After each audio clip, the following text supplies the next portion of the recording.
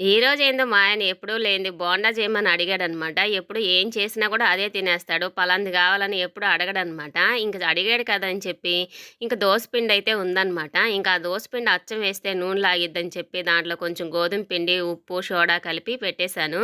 ఇంక మా లడ్డుగాడు స్కూల్ నుంచి వచ్చాక ఇంక బోండాలైతే వేస్తున్నానండి. ముందే వేస్తే చల్లగా పోతాయి కదా అన్నట్టు ఇంకా అప్పుడైతే బోండాలైతే వేశాను. ఇవి కొంచెం చిన్నగా ఉన్నాయి గానీ లేకపోతే మైసూర్ బోండా అంత అవుతున్నాయండి. వేయంగానే పొంగుతున్నాయన్నమాట. ఒక్కొక్కసారి రాళ్ళలాగా గట్టిగా వస్తాయి. ఈరోజు ఎందుకో కొంచెము దోస పిండిలో మెదుపనేది కొంచెం ఎక్కువైందండి. నేను దోస గూడా కొంచెం అంటుకుంటూ ఉందనమాట దోస రేక్కి. ఇంకా మెదుపు ఎక్కువైతే తెలిసిందే గదా! బొస్సన పొంగిపోతాయి బోండాలైతే మటుకు. ఈ పిండి బోండాలకైతే కరెక్ట్‌గా సెట్ అవద్ది అని అనిపిచ్చింది నాకైతే మటుకు. అచ్చం మైసూర్ బోండాలాగే వచ్చేసాయి బోండాలైతేను. ఇంక చక్కగా కారప్పొడి ఇగోండి ఈ చట్నీ ఉంది గదా! ఇదైతే పొద్దుడిదేననమాట.